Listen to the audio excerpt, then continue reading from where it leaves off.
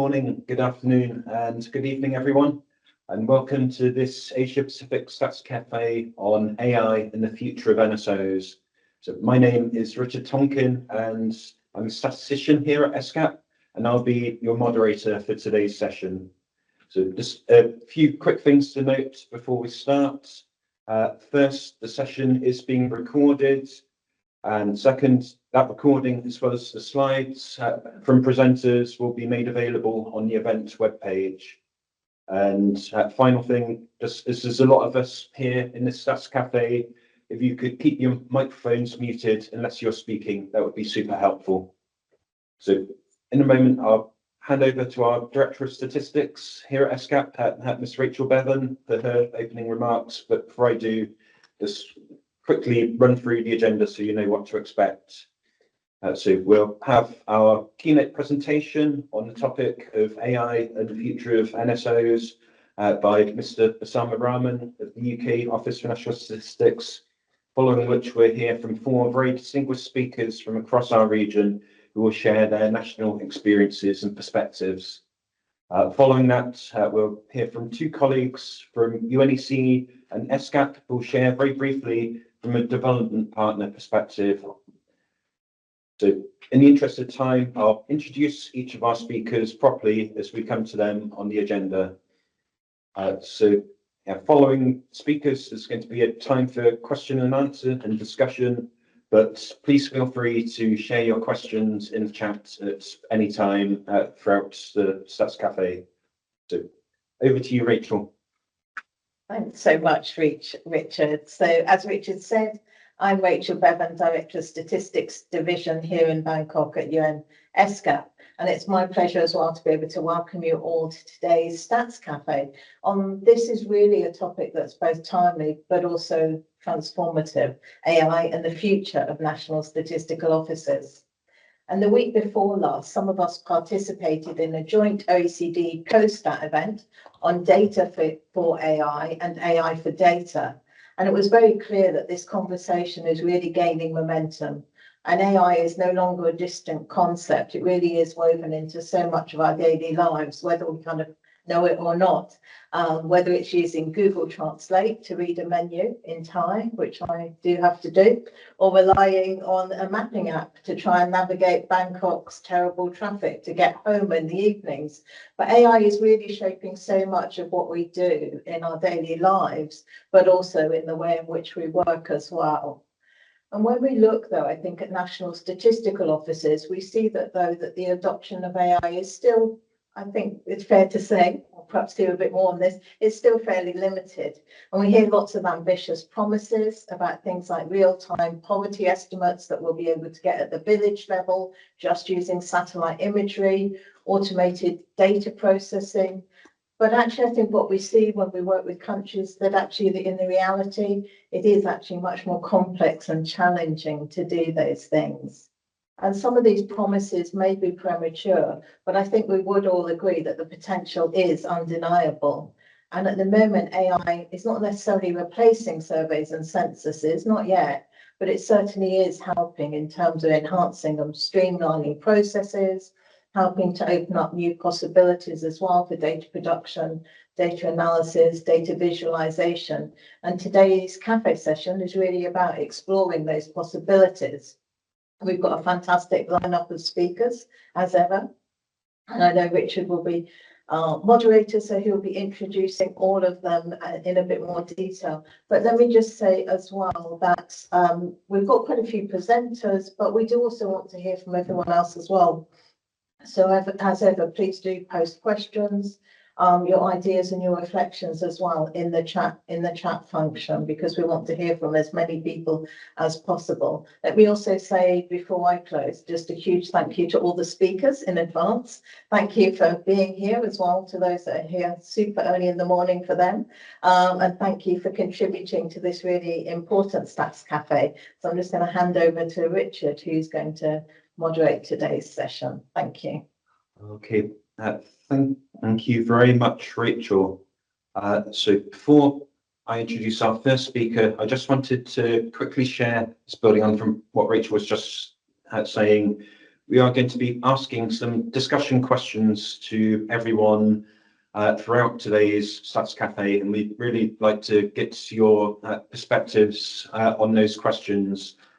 So I think my colleagues will be launching the first question kind of as in the poll. You'll see it come up in the chat now. We'd really like you to have your thoughts about these questions. You can either answer them kind of by responding to the poll, or if you'd like to write a longer response and sharing your thoughts in the chat will also be super helpful. So yeah, this first question: how do you think AI might change the role of statisticians in the next 5 to 10 years? So yeah, please share your thoughts on that as we move throughout today's Stats Cafe. So now, without any further delay, I'd like to pass across to Mr. Osama Rahman of the UK Office for National Statistics for his keynote address. So Osama is the Director of Strategy, Planning, Innovation, Delivery, Assurance and Support at the UK Office for National Statistics. Until very recently was the Director of the UK Data Science Campus. He's also the chair of the UN Data Science Leaders Network and was recently the executive editor for a paper published by UNEC's high-level group on the modernisation of official statistics on exactly this topic, the future of NSOs. So I'm really looking forward to hear Osama draw both from that work and also from his experiences in the UK. So Osama, over to you. Thank you. Thank you. So first of all, can I thank Rachel for inviting me to speak at this Stats Cafe, and also Richard and Rachel for their work in organising today and having a chat with me about what to talk about. And you know, you've got great speakers here after me. You know, Gary's been a partner in crime, both on the future of NSOs work and in other work at the UN Economic Commission for Europe. I've been incredibly privileged to see firsthand the fantastic NSO modernisation work taking place in Singapore under Eng Chuan's leadership. Rohit and I have discussed on a few occasions the excellent work taking place in India. And I'm really looking forward to hearing from Li Hui on the advancements in China, which of course is one of the recognized global leaders in AI. So I'm going to talk about a few things. I'm going to talk about the history, current situation, and the future of NSOs. And this is going to draw on the work that I've had the privilege of leading under the auspices of the United Nations Economic Commission for Europe's high-level group on the modernization of statistics. Yes, that's a mouthful. And Eng Chuan is the real star there, with all the support she provides myself and all the others working with UNECE. I'm going to talk a bit about the role of AI in NSOs, and really what I mean here is Gen AI and LLMs, and a bit about how we have been using AI at the UK Office for National Statistics. And there'll possibly be some provocative thoughts on how NSOs need to operate. And some of these thoughts will be developed further by myself and a few others involved in the high-level group on the modernization of statistics. And if any of you are going to come to Geneva in November, you'll hear a bit more about it then as our thinking develops further. So NSOs have a fantastic history, right? And actually the paper sort of lays out a lot of that history. You know, huge advances in statistical methodology have come out from NSOs. Sort of the professionalization and institutionalization of official statistics has come out of NSOs. The emergence of a global statistical system has come out from both NSOs and international organizations. I think one of the couple of key things I do want to focus on where, you know, NSOs have led on the evolution is in the expansion of data sources used. And I think very importantly for some of the stuff I'm going to talk about, you know, NSOs have been a pioneer in the use of computing and information technology within government, and that's quite an important thing. So NSOs have played a crucial role in informing society and public debate.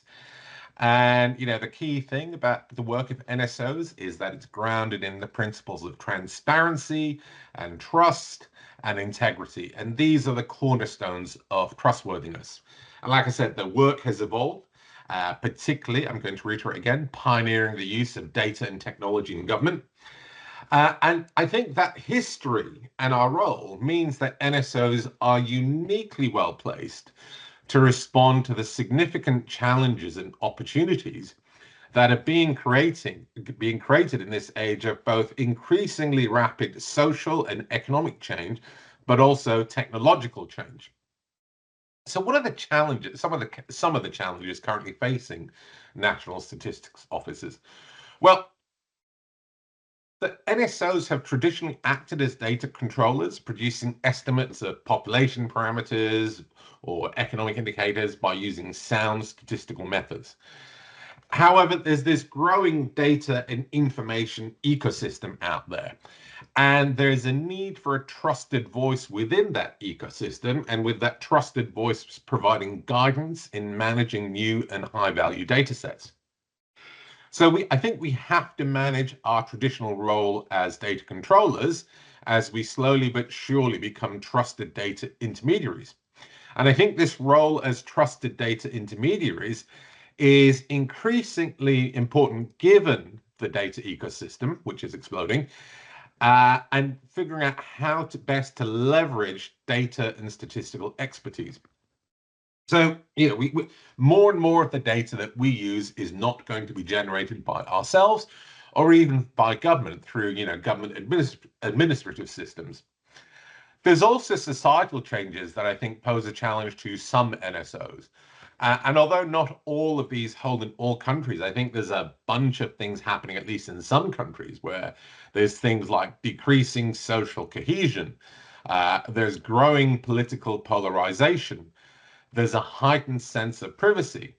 And particularly post-pandemic, there's been a decline in face-to-face activities, although these activities are picking up.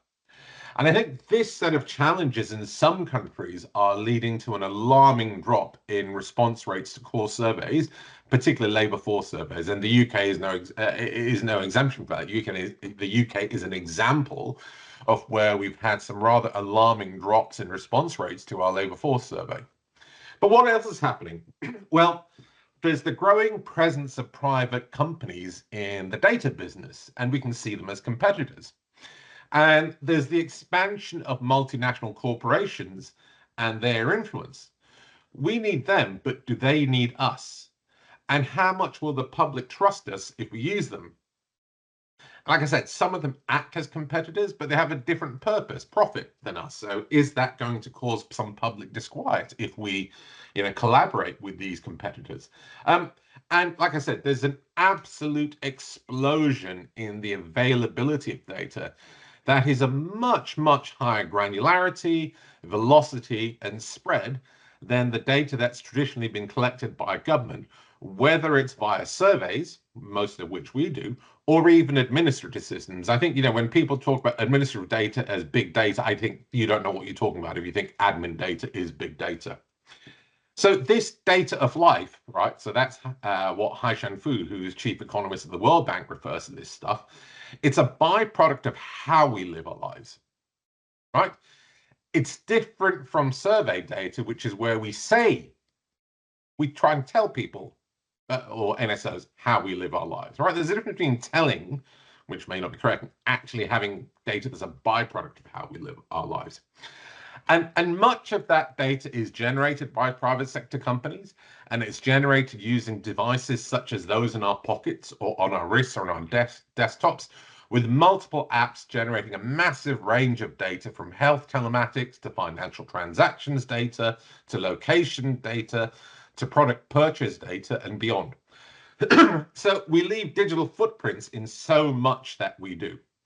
Then there's also the rapid advancements in AI. I think this stuff is already useful for us, but I think there's an element still of public disquiet and misunderstanding. There's also the increasing complexity and dynamism of modern societies and economies. And I do wonder if the things we have been measuring, maybe we're no longer measuring them that well. I think, you know, with economies being much more dynamic, I don't know, S&A 25 is coming in, are we quick enough in thinking about how we measure the economy and that dynamism? So there's this increasing complexity and dynamism of both modern societies and economies. And then on top of that, because of this explosion of data, because of this explosion in information sharing, for those of us working within a government context, there has been these compressed policy life cycles, right? So policy life cycles from statistics and analysis to, and evidence to policy development, to feedback, to evaluation, and then policy adjustment are becoming much, much compressed and much faster. And then there are the ethical challenges that these other challenges bring. So in an age where data breaches and privacy concerns are rampant, maintaining public trust, which I think is a cornerstone of what we as NSOs provide, is absolutely paramount. So we need to not only implement robust data protection measures, but we've got to communicate our commitment to data ethics to ensure trust. And I think, you know, the ethical use of new data sources and emerging technologies actually presents a whole new layer of challenges. So how do we balance the public privacy concerns with the benefits of higher quality statistics and reduced response burden when using large-scale private sector data, such as financial transactions data, mobile phone data, scanner data, all of these things? And poorly implemented and tested AI applications can, of course, as we all know, inadvertently perpetuate biases present in data, which could lead to skewed statistical outputs. So to fulfill our purpose, we've got to provide quality statistics and insights that are trusted and used by members of society. And I say members of society, not just government. I think we are used, you know, to working with government partners, and we're used to talking to expert users, but I don't think we think enough about how we engage with society in general. And this, you know, this is increasingly difficult due to a range of social and technological developments. But I think the rise of these challenges actually comes along with opportunities for NSOs to improve their products and their relationships with members of the public. So what are our strengths and what are our opportunities? Well, our biggest strength is our statistical rigor and our standards and frameworks. But is that view of what rigor is based too much on the sort of statistics we have historically done in many countries, be they survey or register-based stats? Given this explosion in data and information out there, do we need to go back much more to the stats we are taught in university and think about inference from lots of different data, sorts of data? And actually, you know, it's basically about extracting a signal from all the noise. The biggest opportunity for us really actually is all these new data sources and tools and methods and technology now available to us. And Gen AI, I know we're talking about AI, but I'm going to just focus on Gen AI because I think, you know, things like machine learning and neural networks we're a bit more familiar with. But I think Gen AI provides a transformative evolution, I think, for society in terms of a general purpose tool. But right now, with the current state of Gen AI, I'm not sure it's as transformative for NSOs as some people seem to think it might be. Right? That's in terms of the current state of Gen AI and LLMs. So why is that? So currently, it seems to me that LLMs are good with words, but bad with numbers. That may change over time, but that seems to be, I think, for now, the situation. And therefore, for now, it seems to me that there are three main use cases for LLMs in NSOs. So the first is just, you know, AI making our basic Office apps more efficient, right? So those who use Office 365 may have noticed that Copilot is now built into all the basic apps.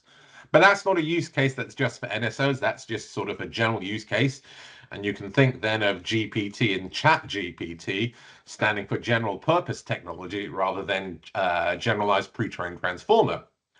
So, you know, but making our basic apps more efficient, making our lives a bit more efficient in terms of managing diaries, responding to emails, all that sort of stuff. Great. Everyone can take advantage of that. So the other thing I think, which is technology rather than generalized pre-trained transformer. So, making our basic apps more efficient, making our lives a bit more efficient in terms of managing diaries, responding to emails, all that sort of stuff. Great. Everyone can take advantage of that. So the other thing I think, which is where Gen AI provides a benefit to NSOs and others, is in terms of code assistance. So all of my good coders now use Gen AI code assistance tools to generate the first iteration of their code. And that's actually leading to massive efficiency gain. But, it's still not production ready code. It's still code that needs human development afterwards. But like I said, all my good coders are saying it is making them more efficient. So it allows them to do more. So that's the second use case, I think, code assistance. And the third main use case is using Gen AI for text classification, because what LLMs are good at is summarizing data. So using, for text classification to match text to things like industrial and occupational classification codes, I think is, an obvious use case for NSOs. And at the ONS, we're not the only one using LLMs for this purpose. And we have found that our LLM-based app, Classify, which is actually now used in production, not just a prototype, it outperforms previous rules-based or human systems. Now, testing AI-based apps actually presents quite a challenge for NSOs, as they're close to, but not quite black boxes. And the reason I say they're close to, but not quite, is that we do understand the basics of how LLMs work, but we can't completely explain the internal maths of LLMs, nor can we hand replicate LLM outputs. And then the non-deterministic nature of LLM outputs in of itself is a challenge. But that doesn't mean we shouldn't use them. And guardrails such as humans in the loop, retrieval augmented generation, calls against the register, as we do with our work on industrial and occupational classification codes. All of these things reduces risk, and testing outputs from LLM-based apps versus other methods, be they rules-based or human-based, actually can provide us with the assurance required to use such apps in production and not merely as prototypes. I think, it was about a year ago, I was saying that, prototyping is easy, implementation and productionizing is what's hard. So I think there are opportunities here. And so my call to action is realizing that statistics will be much more multi-source in the future, right? With integration of data from various data sources, including the private sector. And I think eventually, with surveys being used to fill the gaps only when required data sources don't exist or can't be accessed. Now, here's where things get a bit interesting. I think we need to start thinking of ourselves as platform companies, right? Not as producers of statistics. That's one of the services we will provide as a platform company, and specifically data platform companies. Whereas trusted data intermediaries, we bring together data, be it our own data or data provided by others, into a platform through which you can create value by developing services to facilitate interactions across a large number of participants, data providers, and large numbers and different types of data users.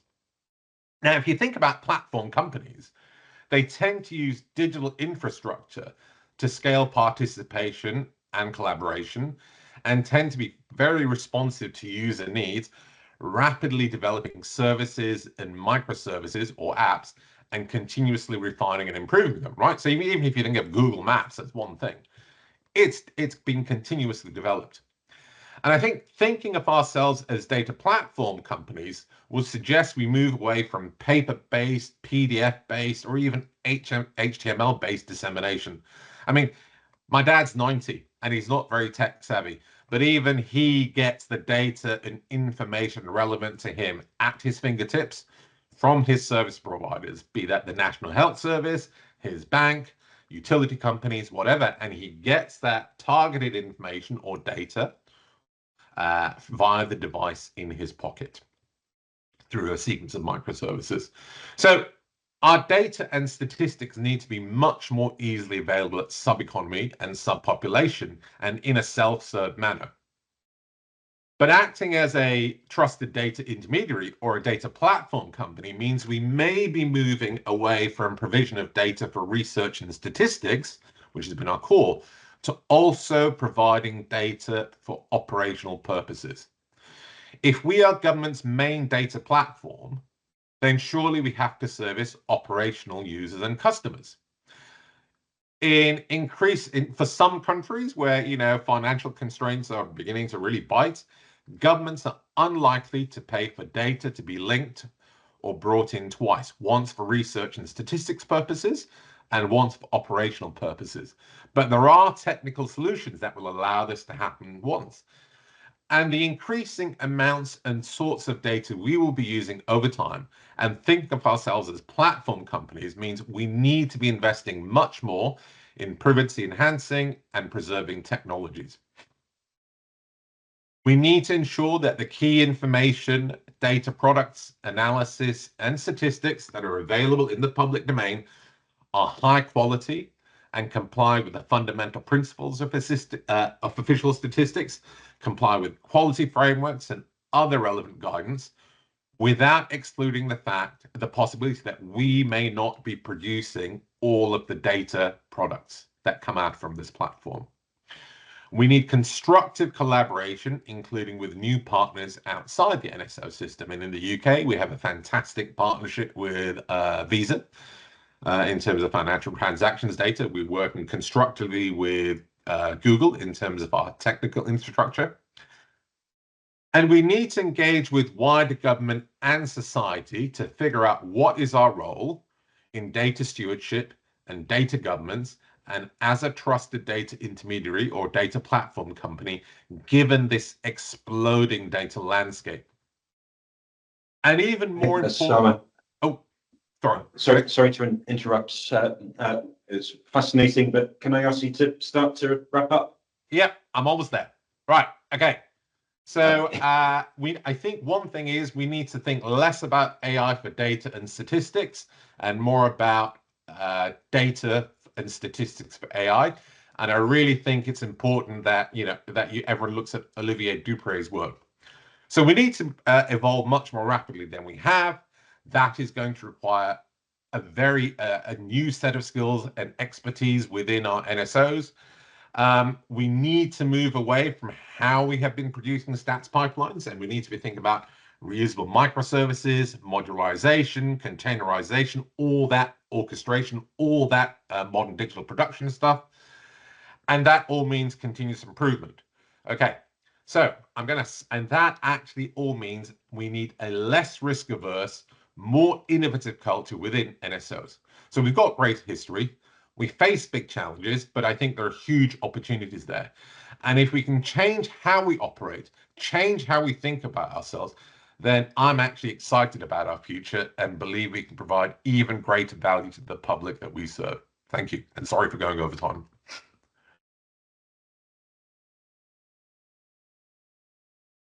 Ooh, you're on mute. Thank you, Osama. I think that was incredibly insightful presentation. I think there's a lot in there, both inspiring but also challenging for all of us in the official stats community. So, yeah, I imagine might be lots of responses and questions to what Osama's shared. So please do jump into the chat, share your questions for Osama, and say we'll have time for Q&A at the end of today's Stats Cafe.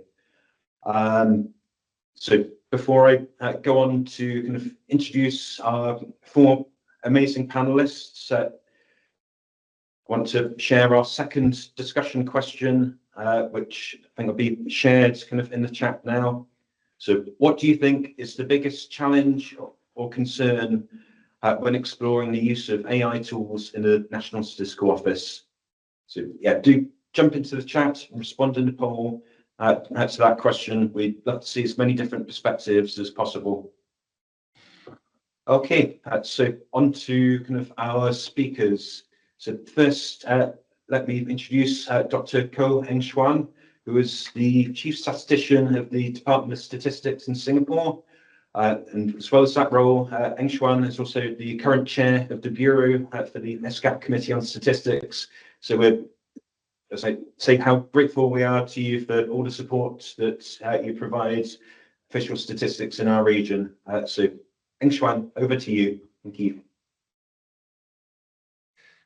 Thank you very much for organizing the session. And good morning and good afternoon and good evening to everybody online. I enjoyed Osama's speech very much. It's really quite close to my heart as well, how we transform from a National Stats Office to a National Data Office, where we move from just statistical products to data products and data services. It's very close to my heart as well. But we can't go too much into that.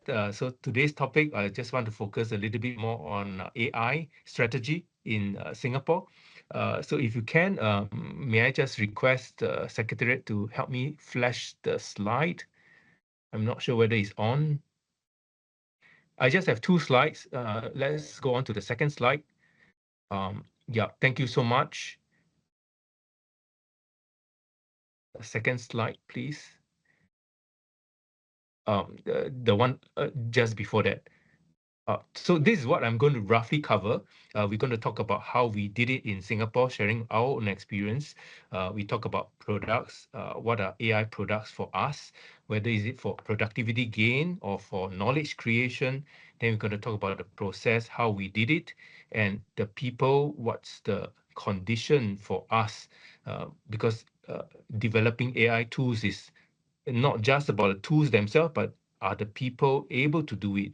And then, of course, I'll end off with the learning points. Thank you so much. Let's go on to the next slide. This gives a framework of what we have done. So it's no longer in terms of concepts or development or thinking about the idea, but it's actually about execution, how we are slowly incorporating AI ML into our daily work.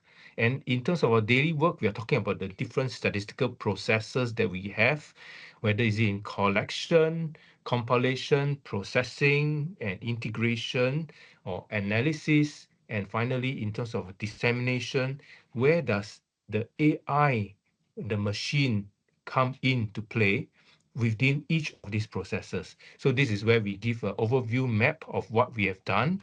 It's still really work in progress because there's really so much more to develop and to explore, right?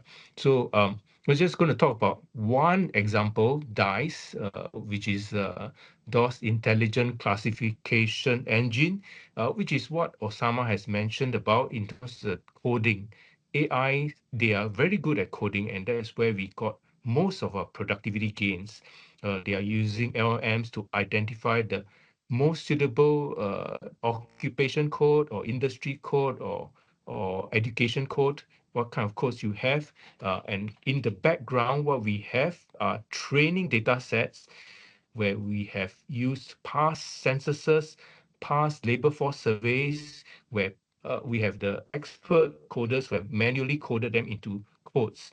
And then we apply these training data sets into the future.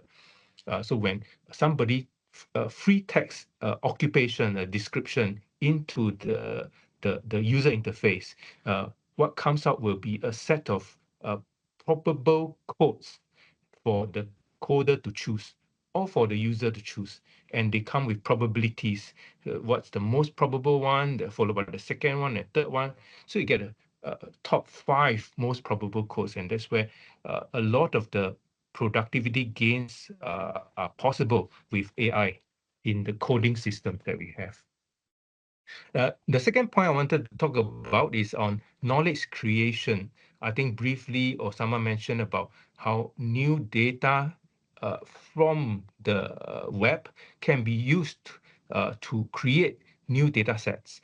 For example, we use for the financial statements that are out there on the web in the AI space to use LLMs to capture what's the equivalent financial codes, what's the equivalent financial values, and those fit into our business processes, business statistics, and eventually into the GDP figures that we see in terms of how we calculate value add, how we calculate revenues and expenditure and profits. So these are all scraped from the website on financial statements, and that's where LLMs are able to help us do the job that otherwise we will have to use surveys to the companies to get the data. So that's one thing.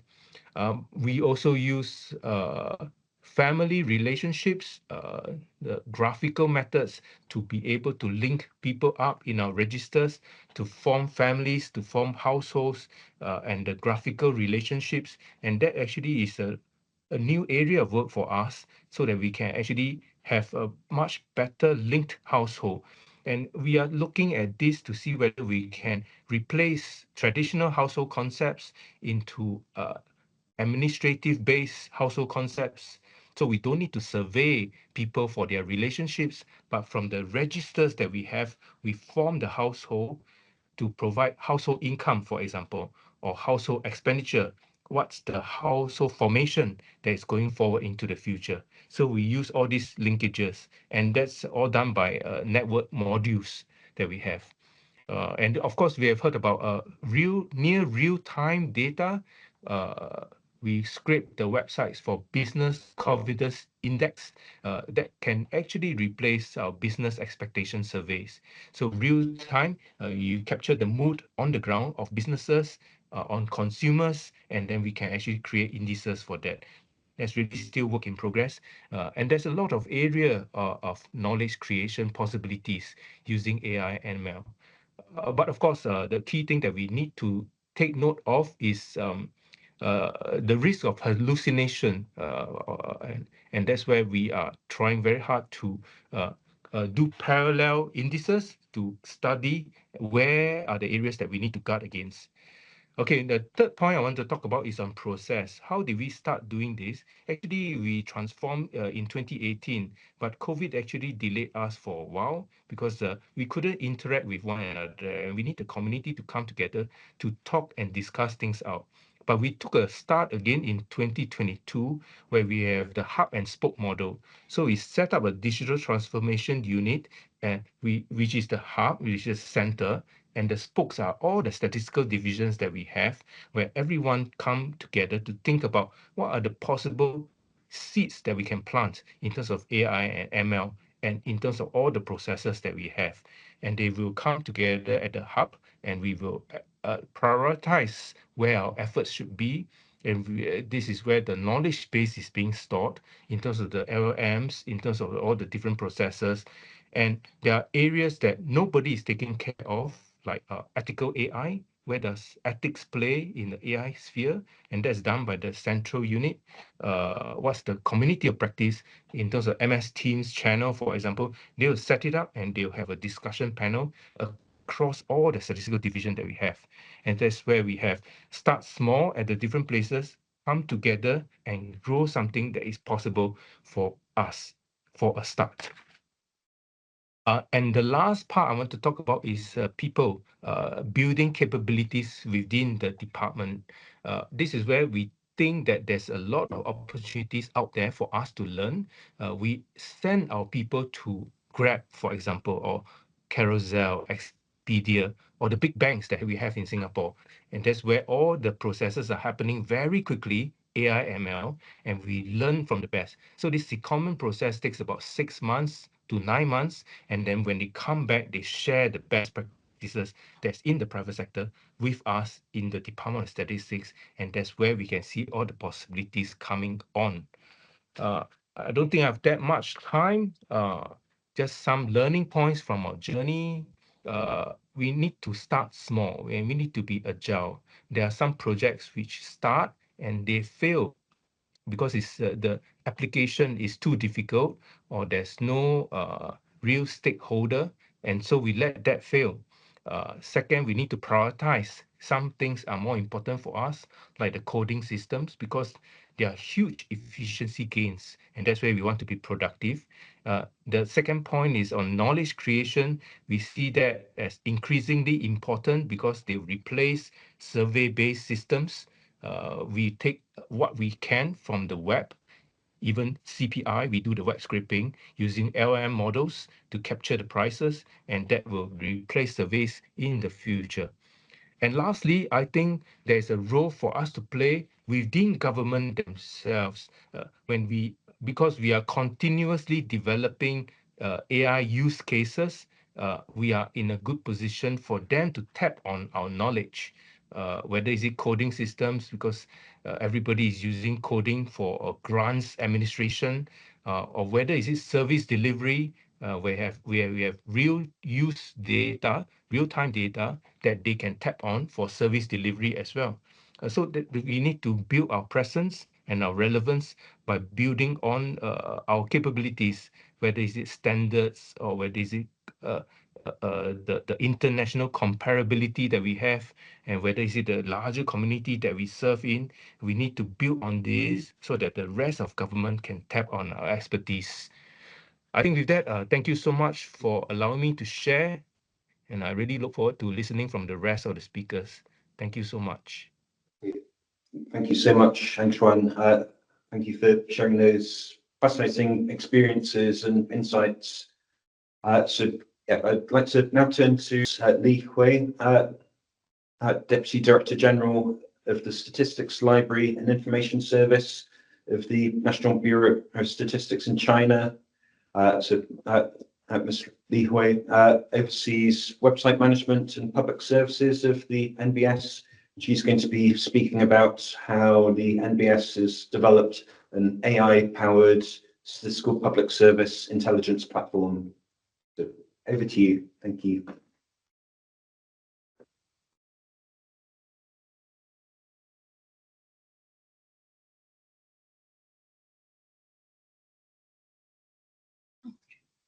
Okay, ladies and gentlemen, can you hear me? Okay. Yes. Okay. Ladies and gentlemen, good afternoon. It is a great honor to participate in today's webinar on AI and the future of National Statistical Offices. The insights shared by the experts here have been immensely valuable, offering many new perspectives and methodologies worth learning from and adopting. My name is Li Hui, and I'm from the Statistical Library and Information Services, we call it SLIS, of the National Bureau of Statistics of China, the NBS. The main responsibilities of SLIS include managing the official website of the NBS, collecting and analyzing statistical materials, and providing public services. While many experts here focus on using AI to make statistical data acquisition and analyzing more efficient and scientific, my work centers on ensuring that the public, including frontline statistical staff, can better access, understand, and utilize statistical data and information. As you all know, large language models, LLMs, has been explosively developed in recent years, such as ChatGPT, DeepSeek, 同义千问, and others. At the same time, with rapid economic development, experts, scholars, and the general public increasingly expect faster, more convenient, and more accurate access to statistical data and information. The NBS Public Service Intelligence Platform was officially launched in November 2021, accessible via the NBS official website. It was developed by the SNIS, cooperated with technical support from specialized companies. Currently, leveraging statistical data resources and industry-specific features, the NBS has fully upgraded the platform using advanced technologies such as the large language models and the knowledge graphs, now operating on a dual model version, both DeepSeek and 同义千问. This upgrade enables generative AI responses, significantly improving efficiency during peak consultation periods, reducing public wait times for manual replies, and making government statistical services smarter and more efficient. Next, I would like to introduce the key features of the Public Service Intelligence Platform. First is the one-stop intelligent service, which ensures a user-friendly and convenient experience, including hot topic recommendations, knowledge graph guidance, satisfaction ratings, and quick access buttons for high-frequency queries. The platform also has features like speech-to-text, large font display for elder users, and mobile compatibility. Second is the authoritative statistical knowledge base. The knowledge sources include the information from the NBS official website and the official social media, and the key datasets from the national database, ensuring professional and reliable answers. To ensure the accuracy and rigor of government responses, the platform implements risk control on generated content, conducting compliance checks for questions involving national sovereignty, illegal activities, personal privacy violations, and other sensitive terms to prevent inappropriate content. Additionally, the platform employs professional cloud security services to intercept and prevent potential cyber attacks, intrusions, and other security threats, ensuring the safety, stability, and reliability of the platform services. Third is the LLM-powered generative responses, which enhances accuracy and user satisfaction. Instead of merely providing links, the platform generates complete, natural-sounding responses with support for images, hyperlinks, and scenario-based replies. It also can demonstrate the process of deep thinking, support context-aware and multi-turn conversations. Here are some examples. When we input show China's national population data from 2019 to 2023 in a table, we can get a table formatted result. When we input gross domestic product, we can get the scenario-based reply with charts, latest data and analysis, and related facts. When we input should the Chinese New Year red packet, which is the lucky money given by the elders, be recorded in household accounting, we can get the detailed answer. Hello, whether red packet should be recorded depends on the situation. Electronic or cash gifts exchanged between permanent household members need not to be recorded. However, monetary gifts received or given during weddings, furloughs, etc. should be recorded as one-time gift income or expense. The platform is accessible at www.stats.gov.cn/znwd. We welcome all the experts to try it out. English queries are supported now, but I'm sorry that the answers are only given in Chinese now. But with the ChatGPT or DeepSeek, translation is no longer an issue. And in the near future, we will have the English answers too. My email is lihui@stats.gov.cn. Your feedback and suggestions are highly appreciated. Thanks a lot for your attention. That's all. It seemed to mute me. Thank you very much for sharing those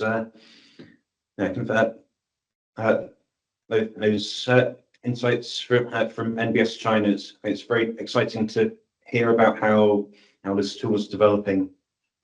In the meantime, we'll pass to two of my colleagues from the Secretariats of UNECE and ESCAP to share briefly about their work and support on this topic. So first, I'll go to Ms. Inkyung Choi from the Economic Commission for Europe. So Inkyung is Chief of the Statistical Modernization and Management Unit, through which she supports the high-level group on the modernization of official statistics, which we've been hearing a lot about so far today. So Inkyung, over to you. Yeah, thank you for the invitation. This is like a horror movie where each speakers are sucked into the black hole, and I'm glad I didn't prepare any slides so that hopefully I can finish this without frozen.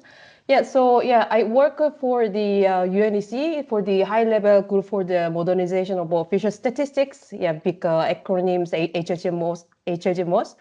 So we work with the various technologies and innovation ideas in general, but normally for like 1-2 years, and then we try to move on. But then we stayed on this topic of AI in some form or another now for several years. And I think it has to do with the huge developments happening in the AI field itself, especially with the recent advancement with the generative AI. But I think it also really demonstrates the concrete and tangible value additions that the NSOs have with the AI over the past few years. And I think this paper, The Future of NSOs, a call to action, and then Osama's keynote presentation really showed the direction of travel that the NSOs are taking coming years and where AI can help there as well. And I think the two presentation already shows quite the concrete examples of how AI can be applied and some crucial messages that we learned over the years.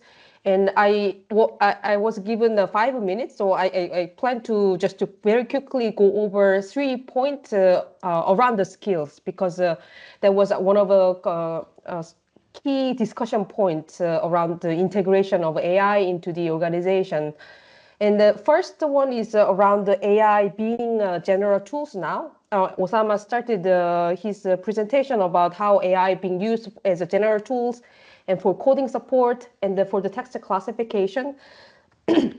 So this is around the very first general use cases where everyone in the organizations using, not just the NSOs, actually everyone around the world. And I see a lot of questions on how do we use AI safely? And I expect and maybe hope that these questions become a more question like how do we drive a car without hitting someone on the street in a few years as we become more and more familiar with AI. So there are basic rules of do's and don'ts. So everyone needs to so not everyone needs to be data scientists or AI experts who develop some tools and solutions, but everyone across the organization should learn some core AI literacies required for the responsible use of AI. So I think this should be a tiered approach, and this should be like a component of AI capacity development program for the NSOs. And the second one is more related to NSO's core business, like producing statistics. And it is really natural that as government agencies dealing with the data and statistics, NSO tend to be quite cautious and be careful about the use of AI. And there are a lot of concerns around the dangers of AI, data leak, privacy, and so on. But there do exist some relatively safe use cases. We heard a lot about text classifications, but even within the text classification, there are different approaches. Some approaches are even less dangerous than the others, like generating synthetic data to boost the training data to be used for more in-house straightforward machine learning methods. So this kind of use case is relatively safe. And to be honest, anyone who has access to already publicly available statistical classification system can do this. So I don't see there is a big danger around this kind of use cases. So as a move forward, I think organizations can gain skills with this kind of safe, relatively safer use cases, and then move into more impactful, big or more different use cases. And the last point is around the skills foundational to AI. And we talk a lot about AI competence itself, like the teaching core concepts of AI and transformers and LLM and so on. But there are skills as important not only to support the use of AI, but just in general as NSOs move forward, especially in the context of the things that Osama mentioned in the beginning of this session, like a competency to use open source language, use versioning, how to use Git, GitHub, GitLab, lab and understanding of a cloud and so on. So I think these skills also should be packaged around together with the AI skill, because these are also foundational to build NSOs into maybe more platform data platform like companies, as Osama mentioned earlier. And I wanted to also announce that actually just a few days ago, we released a report on the generative AI for official statistics. I noticed Olivier, who led this project, put a link for that. So it's a kind of lengthy report. I think it has 160 pages of all the things that we should be careful about use of generative AI, where we can use generative AI, how as NSOs we can prepare to use generative AI more actively. So I can maybe repost the link on the chat, and I invite you to read more about lessons learned in the paper. Thanks.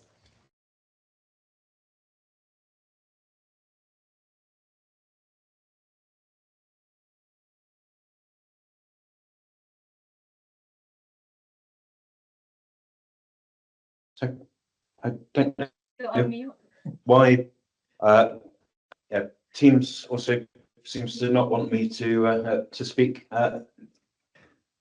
Keeps on muting me. So yeah, thanks for your sharing, Inkyung. We had the very happy news that both Gary and Rohit are back with us now. So I think perhaps if we go to Gary first, and I think my colleague Kun Krishna will share Gary's slides on his behalf. So we don't invoke the curse of Teams again.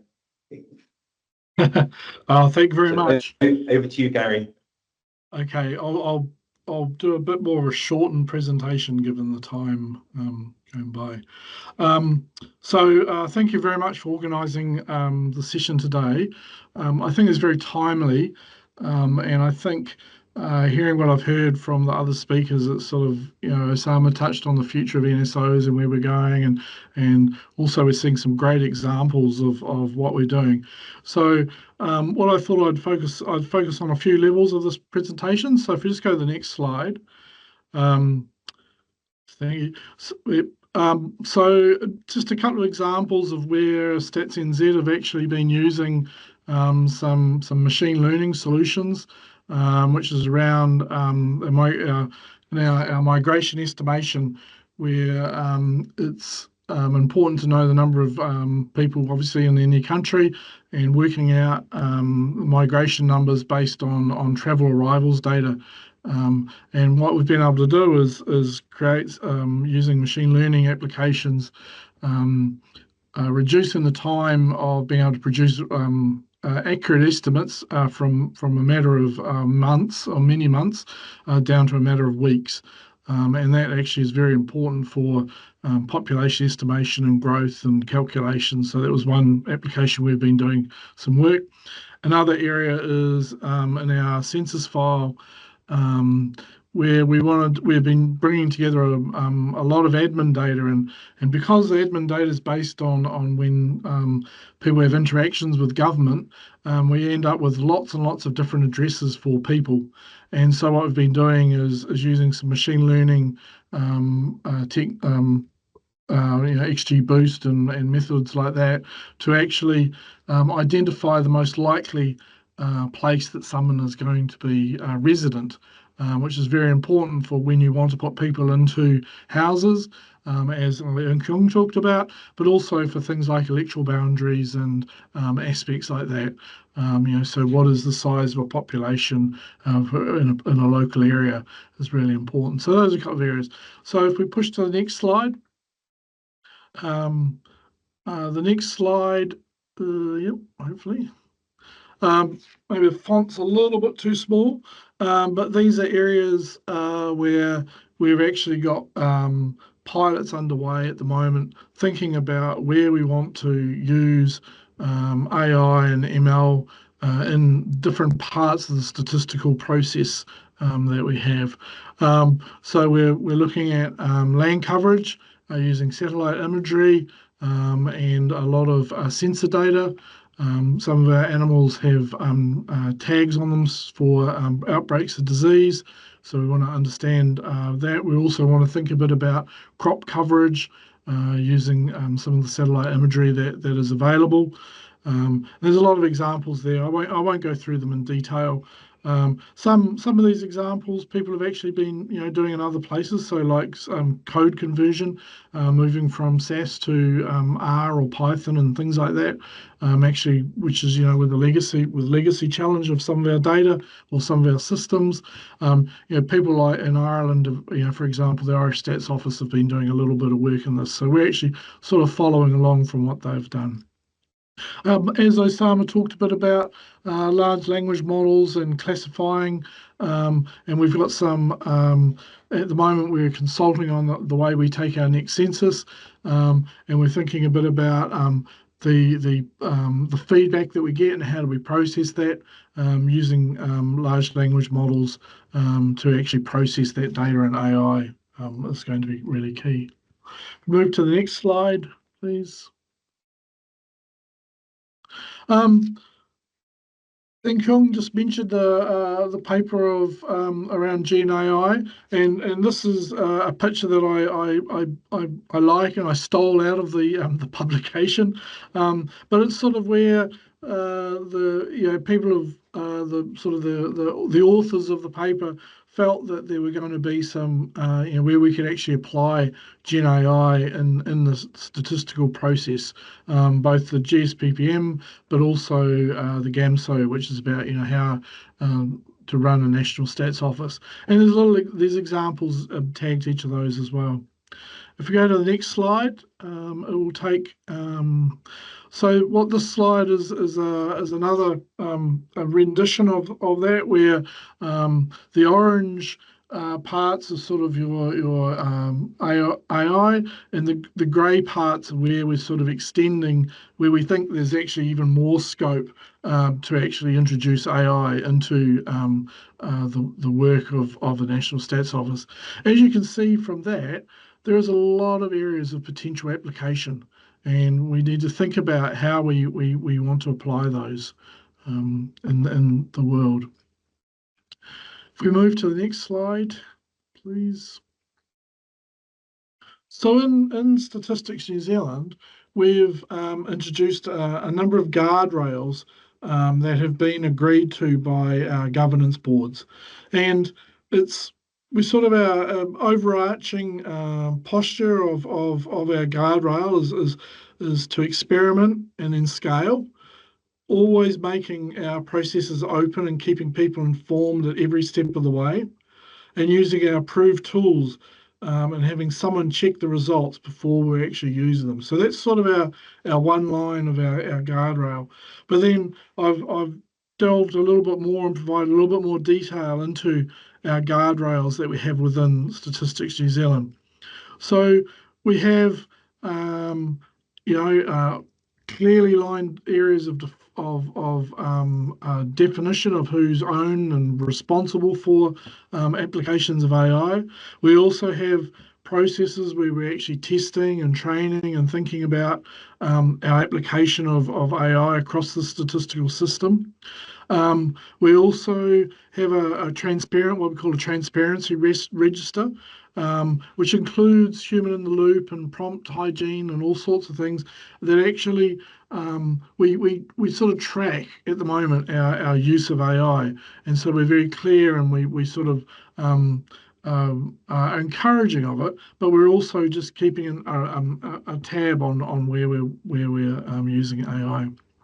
Also importantly is that anyone who wishes to use AI, we have differing levels of training, and I'll touch on that later, but we have 7 modules of AI fluency, and each staff member is encouraged to actually do these modules, and I can talk on those a little bit later. Also, we are working closely with other government agencies and other agencies, both public and private sector in New Zealand, around our application of AI, and making sure that we work within sort of areas of making sure we comply with our government's policies. Also, how where data is stored and located is an issue or a consideration inside New Zealand. If we move to the next slide. I mentioned before some training and AI training that we're providing to all our staff. Now, this is actually a snippet of my training page online, and what it shows is that sort of in the middle there, you can sort of see the green boxes. It's quite a little bit hard to read, but because I have travelled through and undertaken various levels of training, I'm actually now at the most proficient level that I can be, which means that I technically can use AI for coding, broader use, and also higher risk use. So you can sort of see down the bottom there, I've done all the above categories, including all our levels of fluency. I've also done some prompt training. I've done some work around our risk and understanding responsible use of AI. And so as a certified user, I can now apply AI into my work. Each of those modules Gary, that we have. Yep. Gary, Yep. sorry to rush Yep. you, but start to bring things to a close. Okay. Great. Cool. Thank you. I will draw that. Okay. So I'll just move to the next slide very quickly. One thing that I wanted to do was actually touch on data ethics and AI. I won't go in detail, but the slides have some notes that I've associated with them, and it's also so it's thinking a bit about how data ethics should be applied in the AI world. If we move to two more slides, move through two slides, and we have a data ethics advisory group set up to actually oversee data ethics, and a very big part of that is around AI. The next slide. In 2017, we actually asked New Zealanders what were the 8 questions of trust, and these are the questions that they came up with around understanding the use of data and the trust in data. And we've found that each of these apply to the use of AI. And so as we apply AI, we should be thinking about each of these questions. And the final slide. I just want to draw yourself, we've already seen the generative AI document being posted, but also as Rachel talked a bit about last week was the OECD CoStat global conference, and up there is all the presentations, and there's some really great information there. So I'll draw there. Thank you. Fantastic. Thank you, Gary, and apologies for having to rush you. Starting to run a little bit out of time, but I think you've shared some very helpful experiences for everyone across the region, which is going to be great. And as we said, we'll be sharing the slides so people will be able to view what you've shared. So yeah, I think now let's move quickly to Rohit. Go back to you for your presentation, Rohit, and yeah, again, we can share the slides from our end, and hopefully that will prevent any further issues. I shared the slide. Is it visible in the the editable mode? Is it visible, sir? It's visible, but not in presentation mode. I don't know if we're having the same issues again. Yeah, so I don't want to take that risk. Should we start now quickly in the interest of time? Will it be possible? Yep. Please start. Thank you. Okay, I'll just increase it a little bit so that people can see. So very quickly, again, very good afternoon to everyone. I'm going to deal with 2 of the issues which were the part of the agenda which was circulated. One is strategic adoption. What are the key strategic steps for integrating AI as a tool in National Statistical Offices? And other was the use cases, which we have been hearing from the other panelists as well. So before that, before I take that up, so my first question is, and this is we experienced in our offices, that are we convinced about the use of AI in National Statistics Offices? So this is something we need to be very, very convinced about before we take further actions. Osama in his keynote address has also referred to it in a certain manner. So I'll say we in India, NSO India, are very convinced that this is useful and we can take it forward, and it will increase and improve our productivity. So then I'm talking about what are the enablers in our experience. So these are the enablers. These are the 6 enablers we think is very important. Leadership support, assessment of readiness. I mean, we need to have a comprehensive assessment of how ready we are for the adoption of Gen AI. Identification of use cases. All our speakers have talked about it. Enabling institutional mechanism. Do we have an institutional mechanism to facilitate all these innovations, or is it happening in just an ad hoc manner? Then collaboration. We take it as a very, very, very important step for NSOs to further improve and further use Gen AI. And lastly, capacity. And in my next 5 to 7 minutes, I'm going to deal with each of them, how India has and what India has done about it. Leadership support to me is the most important, but I'll come on this point at the last. So I'll start with the assessment of readiness. So NSO India has come out with this, framework of assessing how ready we are for the AI, ML, and big data in official statistics. It's a formal booklet which we have issued. It's a 15-page, 15 question. There are 15 questions in it, and those are based on the generic information, strategic coordination, data quality, policy, IT, human, and each of them has a very, very, very quantitative way of mechanism of scoring. So it is all available in that booklet, and then based on that, people, we try to find ourselves at what level we are, and this is most important in a sense that this helps everyone understand that at what stage they are, and then depending on the stage they are, one needs to take that action. So our first step was to assess our readiness to adopt it. This was our first step. Once we are through with this, then the use cases. I'm not going to, dwell much upon it because earlier my speakers have talked about it. We have also similar use cases. Just one point which I wanted to tell all of you is that survey to us is very important. We conduct large scale surveys with more than 1 million, household or sample size. So for them, it's like we are a very diverse country. So we have a lot of languages spoken in our country. So through this AI thing, we are trying to, solve this language barrier, by finding out how best we can use AI to, create, facilitate data collection without facing this language barrier. Another very important point is that data collector in the field should be facilitated with Gen AI by virtue of having provided him a tool which can help him find the clarifications from the manual as quickly as possible.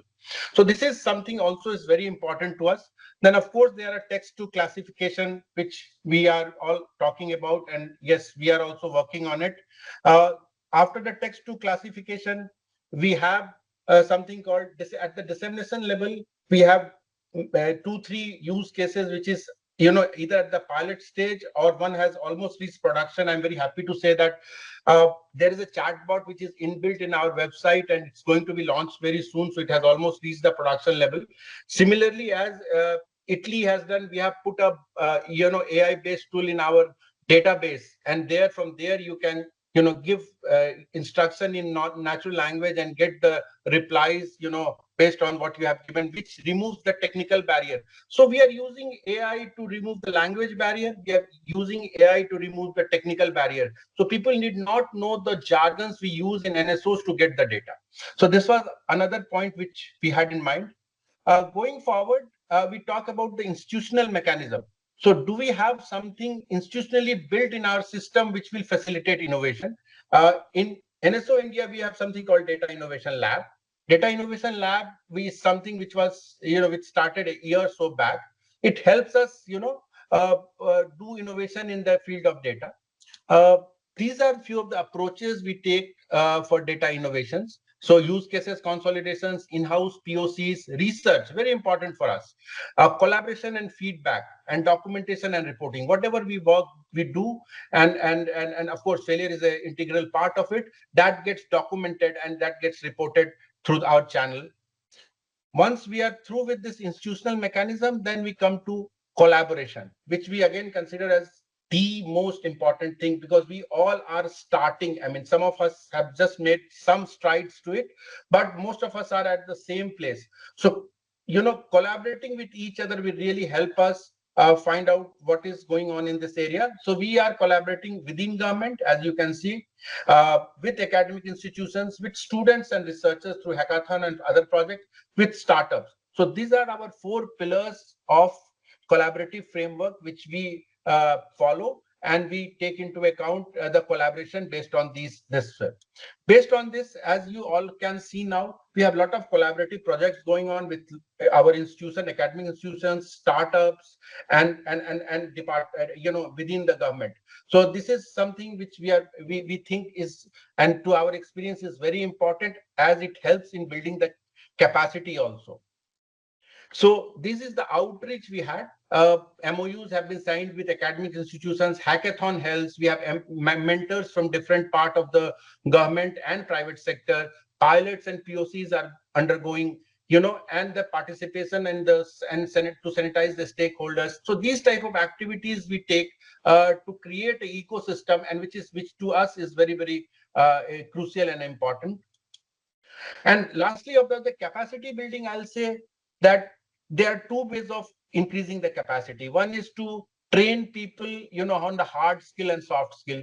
Other is through a knowledge repository. At NSO India, our whole effort is to create this knowledge repository, talking to people, getting their experiences. All these are put in a designated place online for everyone to access. So we have working papers. We have compiled a research paper of last 5 years on AI and ML across the institutions, irrespective of whether it was Indian or it was from the global side. And then, of course, trying to interact with the global community by becoming part of the commission or committees, or like the way I'm presenting now. So these are our method to build capacity, not only by giving training, by creating a knowledge repository which people can then access at their own end. I'll come back to the Thank you, leadership Rohit. now. Sorry to rush you. Can you start to bring things to a close? Thanks. Oh, just I have only one slide. Yeah. So leadership is something which is very important. Without leadership support, nothing is possible, because we all work on the public money, and there is always a chance of failure. So support of leadership is what is crucial to the entire process of innovation. And I would say that this is the key pillar for development of any innovation, be it Gen AI or be it anything else. Lastly, these are the lessons learned. I'll say proactive in partnership and knowledge sharing is key to the entire ecosystem, and we should all try to strive for it. We are just trying to, at the initial stage, so that future generation can, get more and more help because of our activities. Thank you very much. I hope I've been able to be within the time. Thank you, Rohit. I know it's a great presentation to round things out from our country presentations.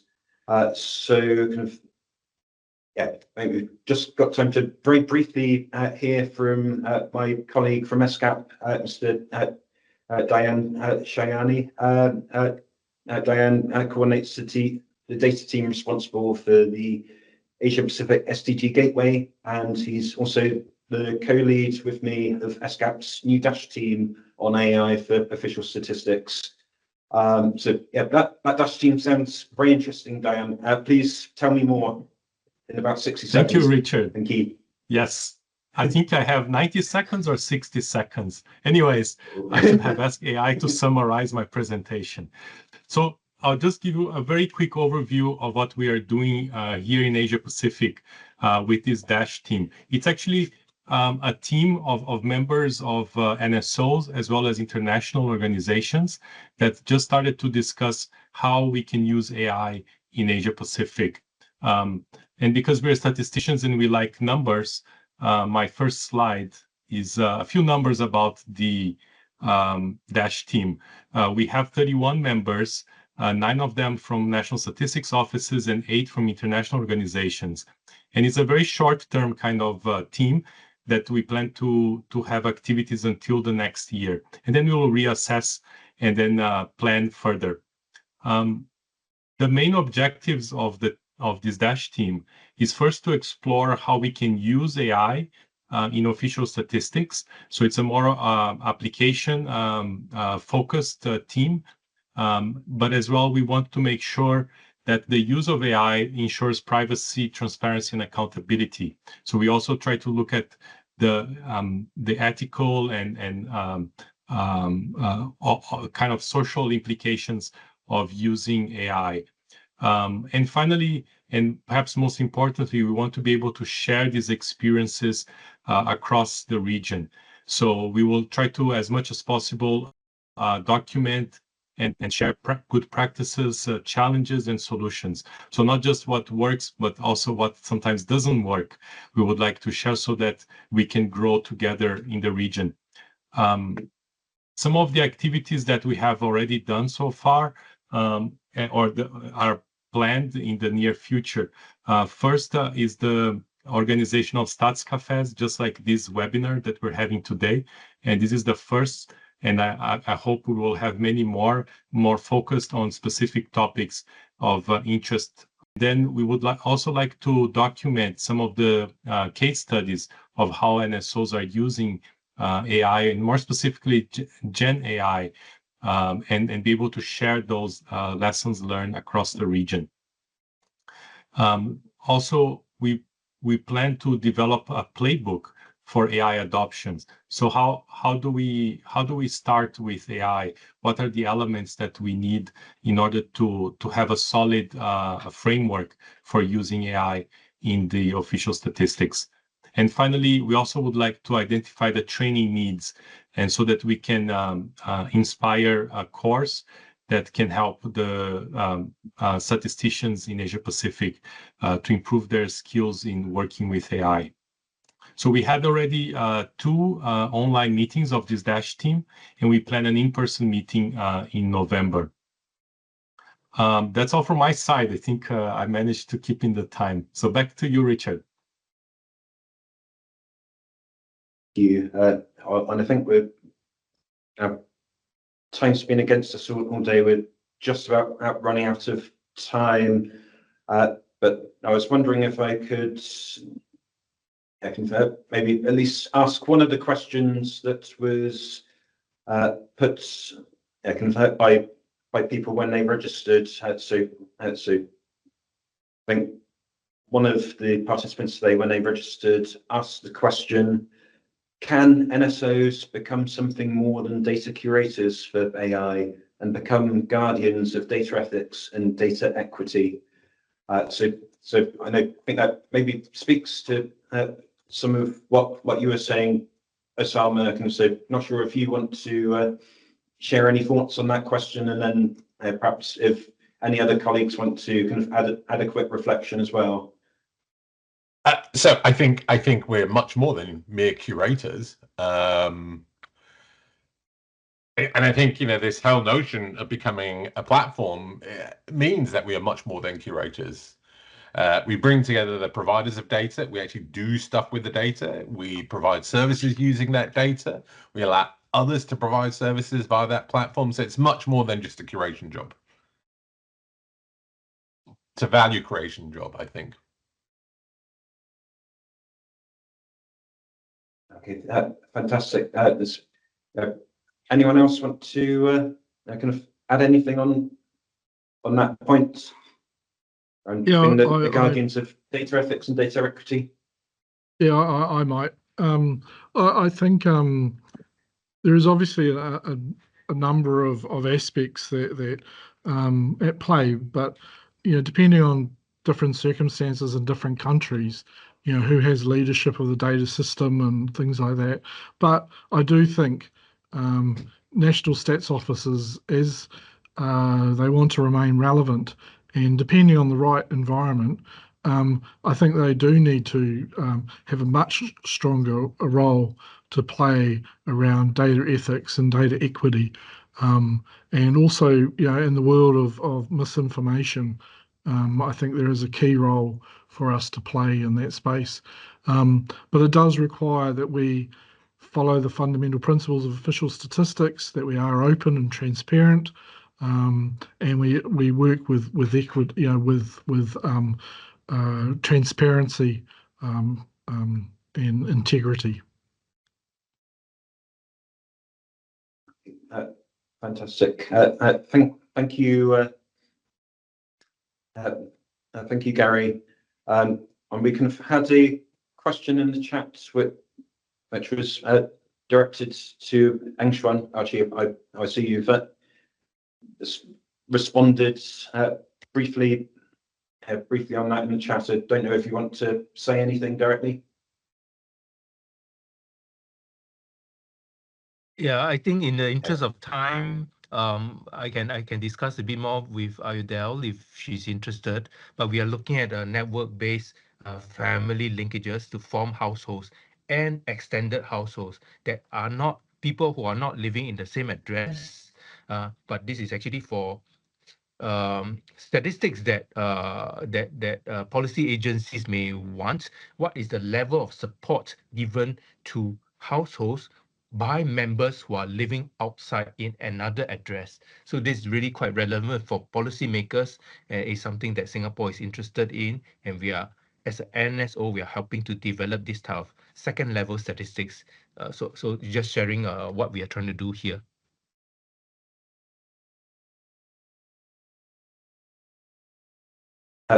Thank you. That's great. And I'm conscious we are over time now, and people have got places to be. So apologies for technical issues meant that we didn't have time for the Q&A and discussion that we'd hoped. But I'd just like to say a big thank you to all our speakers for their really thoughtful contributions, and to everyone who's joined today and shared your ideas and thoughts in the chat.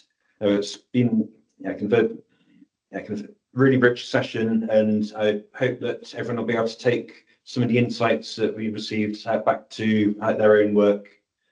So as Diane had mentioned, the Stats Cafe has been organised as part of our work of the Dash team on AI for official statistics. And we look forward to being able to continue conversation with you in future sessions. So thank you again, and wish everyone a very good day or good evening wherever you are. Thank you.